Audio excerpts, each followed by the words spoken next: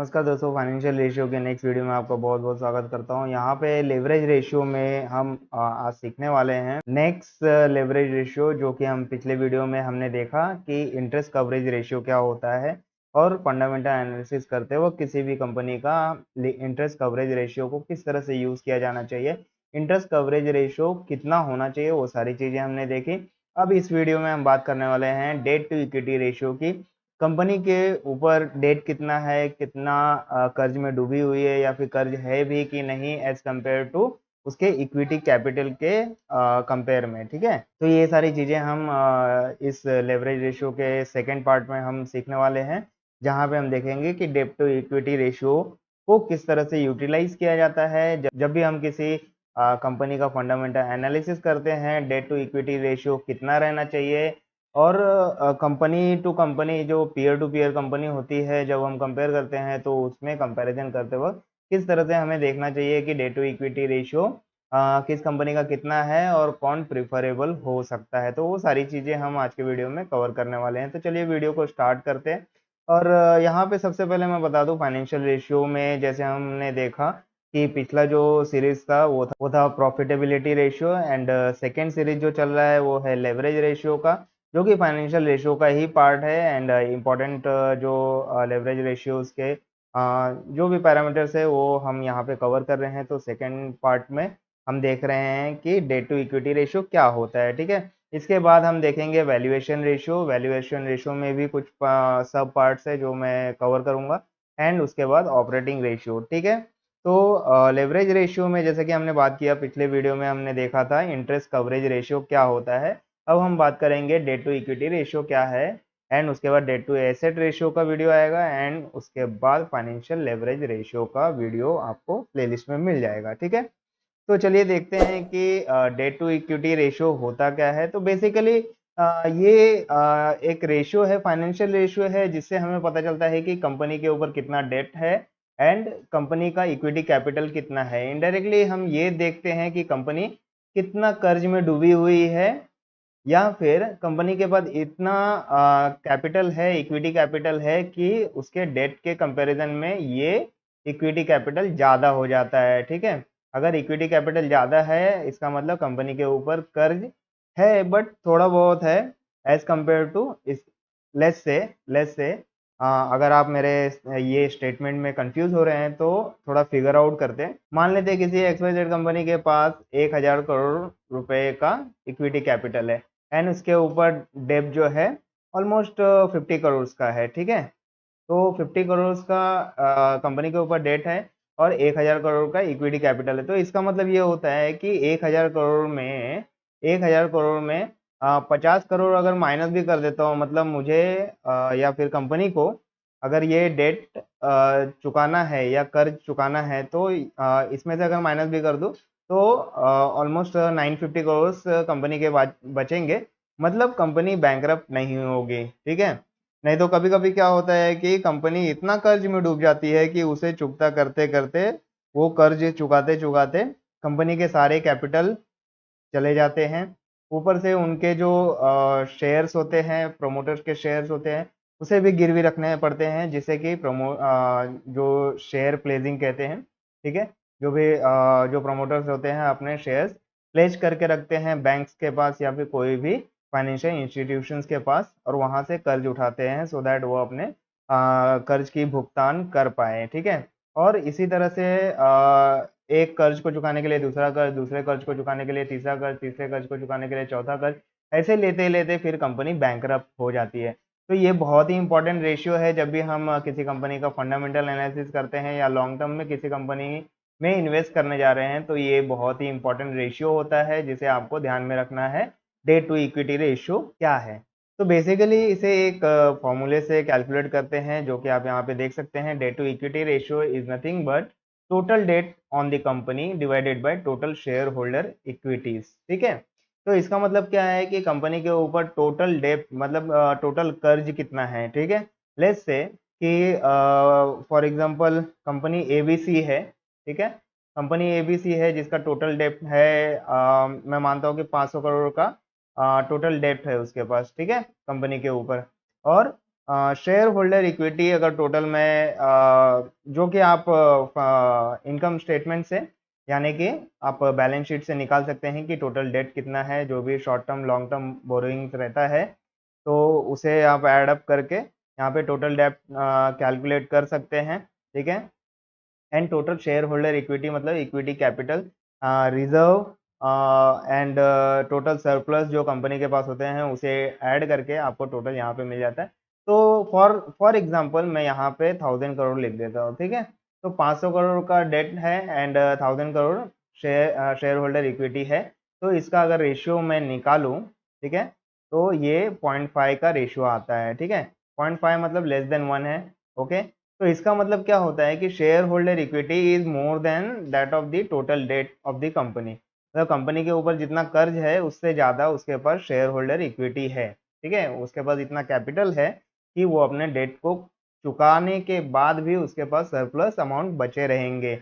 इसका मतलब ये है कि कंपनी अपने कर्ज का भुगतान करने के बाद भी दिवालिया नहीं होगी। ठीक है, तो ये बेसिकली एक अंडरस्टैंडिंग होती है कि debt to equity ratio less than 1 रहे तो बहुत ही अच्छा होता है। लेस देन 1 रहेगा इसका मतलब क्या है, denominator will be greater than that of the numerator. मतलब शेयर होल्डर इक्विटी कैपिटल जो है वो टोटल डेट से ज़्यादा रहेगी, तभी आपका ये रेशियो लेस देन 1 रहेगा। तो कभी भी आप देखिए कि जब भी आप पीयर टू पीयर कंपनी को जब कंपेयर करते हैं, लेट्स से कि आपको HDFC बैंक, ठीक है, HDFC bank and SBI bank दोनों में आपको इन्वेस्टमेंट करना है। ठीक है, या फिर कोई ऑटोमोबाइल कंपनी लेते हैं, लेट्स से कि टाटा मोटर्स में। Okay, Tata Motors and acre Motors में आपको इन्वेस्टमेंट करना है। ठीक है, तो ये पीयर टू पीयर कंपनी अगर आप लेते हैं तो इसमें आपको देखना होता है कि डेट टू इक्विटी रेशियो क्या है, टाटा मोटर्स का डेट टू इक्विटी रेशियो क्या है और इकर मोटर का डेट टू इक्विटी रेशियो क्या है। अगर ये टाटा मोटर का debt to equity ratio less than 1 है और इकर मोटर का डेट टू इक्विटी रेशियो भी लेस देन 1 है, बट इसका टाटा मोटर्स का debt to equity ratio let's say कि 0.9 है। ठीक है, एंड इकर मोटर का जो डेट टू इक्विटी रेशियो है लेट्स से कि 0.42 है। इसका मतलब एकर मोटर पर उतना ज़्यादा कर्ज नहीं है। ठीक है, मतलब इसका जो शेयर होल्डर इक्विटी कैपिटल है वो काफ़ी ज़्यादा है एज कम्पेयर टू इसके ऊपर जो कर्ज है। ठीक है, एंड वहीं पे टाटा मोटर्स में ऑलमोस्ट इक्वल, इक्विटी कैपिटल के इक्वल, ऑलमोस्ट इक्वल। ठीक है, मतलब 90%। लेट्स से कि अगर टाटा मोटर्स के पास, ठीक है, अगर टाटा मोटर्स के पास 1000 करोड़ का इक्विटी कैपिटल है तो उसके ऊपर 900 करोड़ का टोटल डेप्ट है।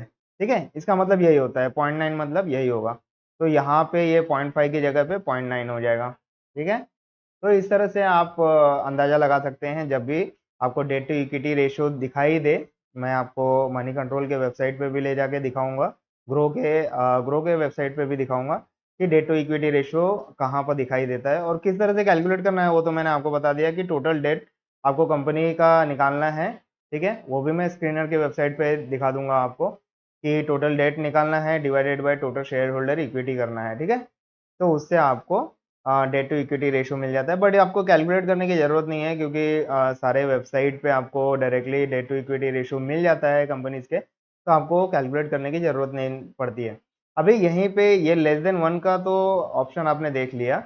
ठीक है, वहीं पे अगर मैं बोलूँ कि कोई ABC कंपनी है जिसके ऊपर टोटल डेट जो है 1000 करोड़ का है।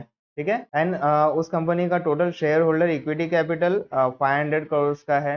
ठीक है, तो अब अगर इसका रेशियो निकालो तो ये कितना आएगा, 2 आएगा, विच इज ग्रेटर देन 1। ठीक है, तो ऐसे केस में क्या होता है कि कंपनी के पास जो इक्विटी कैपिटल है, टोटल कैपिटल है, वो उसके कर्ज से कम है।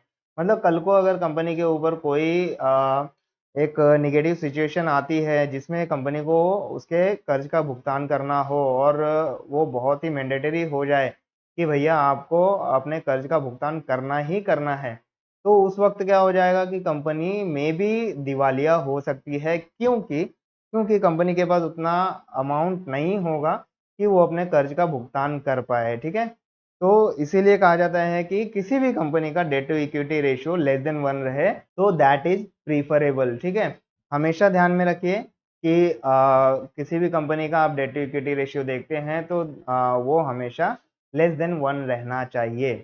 ठीक है, तो इससे आपको ये समझ में आता है कि लेस देन 1 रहेगा तो share holder equity capital will be more than that of the total date, जो भी कंपनी के ऊपर कर्ज है उसके कंपेयर में कंपनी के पास सरप्लस अमाउंट ज़्यादा है, जो कि कभी भी नेगेटिव सिचुएशन में कंपनी को डूबने से बचा सकती है। ठीक है, तो ये होता है डेट टू इक्विटी रेशियो का महत्व, इम्पोर्टेंस, जब भी आप किसी कंपनी का फंडामेंटल एनालिसिस करते हैं।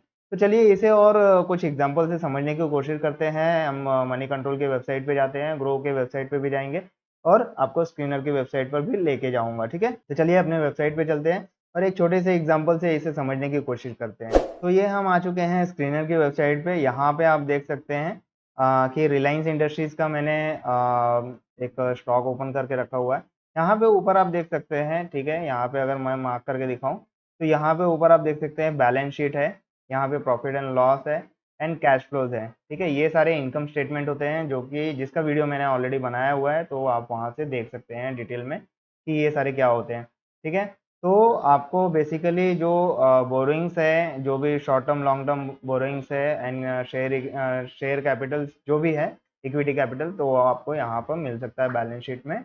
तो बेसिकली आपको क्या करना है, बैलेंस शीट पे क्लिक करना है एंड यहाँ पे बोरोइंग्स में आपको टोटल बोरोइंग्स दिख जाएंगे, रिजर्व दिख जाएगा और इक्विटी कैपिटल दिख जाएगा। तो ये रिजर्व और इक्विटी कैपिटल को आप ऐड कर दो तो 786 प्लस 6766, तो ये ऐड कर दोगे आप। ठीक है, तो ये आपका हो जाएगा, इन दोनों को ऐड कर देना है आपको। ठीक है, इक्विटी कैपिटल एंड रिजर्व को ऐड कर देना है। ये कंपनी के पास इक्विटी कैपिटल और जो रिजर्व पड़े होते हैं, सरप्लस अमाउंट पड़े होते हैं, उसका एडिशन होता है जो कि टोटल शेयर होल्डर इक्विटी कहलाएगा एंड ये कंपनी का बोरोइंग हो गया 346।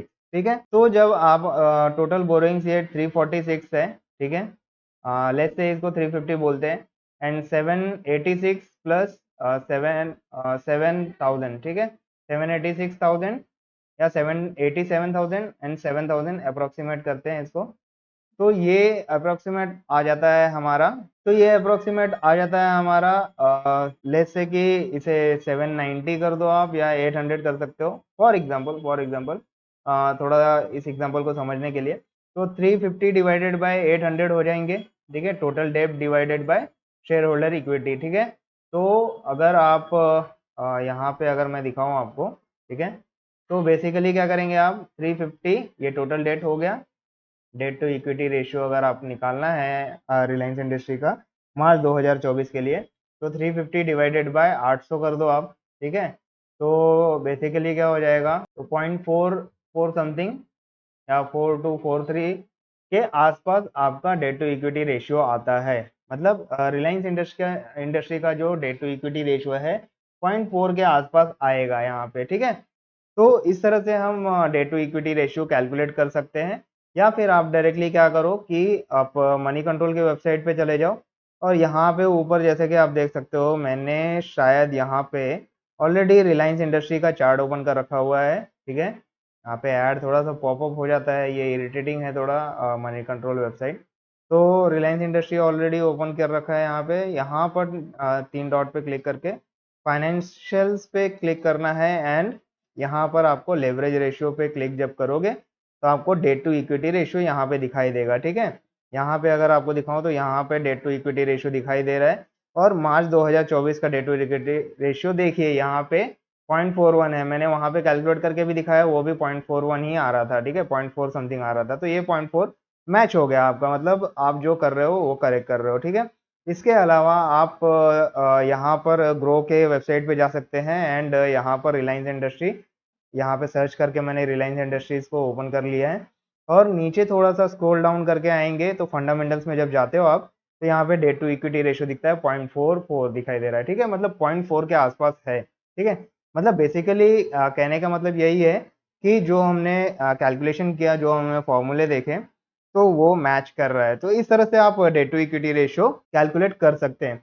तो यहाँ पे जैसा कि देखिए इट इज लेस देन 1, मतलब क्या हो रहा है, कि रिलायंस इंडस्ट्रीज के पास जो शेयर होल्डर कैपिटल है, इक्विटी कैपिटल है, that is more than that of the company का जो बोरोइंग्स है, जो भी कर्ज लिए हुए हैं कंपनी ने अपने ऑपरेशंस को कंटिन्यू रखने के लिए, तो उससे ज़्यादा है, ठीक है, लेस देन 1 है। तो इसका मतलब ये होता है कि रिलायंस इंडस्ट्री काफ़ी अच्छी कंपनी है, जो कि काफ़ी कर्ज मुक्त कंपनी आप कह सकते हैं कि कल को इसके ऊपर नेगेटिव सिचुएशन भी आ जाती है और जो इनके जो भी जिन्होंने भी इन्हें उधार दिया हुआ है, कर्ज दिया हुआ है, अगर वो ज़बरदस्ती इनसे करते हैं कि हमारे कर्ज वापस कर दो, तो वो कर्ज वापस करने के बाद भी कंपनी के पास इतना सरप्लस अमाउंट रहेगा कि वो अपने ऑपरेशंस को कंटिन्यू कर सकता है। तो आप इसमें लॉन्ग टर्म में इन्वेस्टमेंट कर सकते हैं रिलायंस इंडस्ट्रीज में।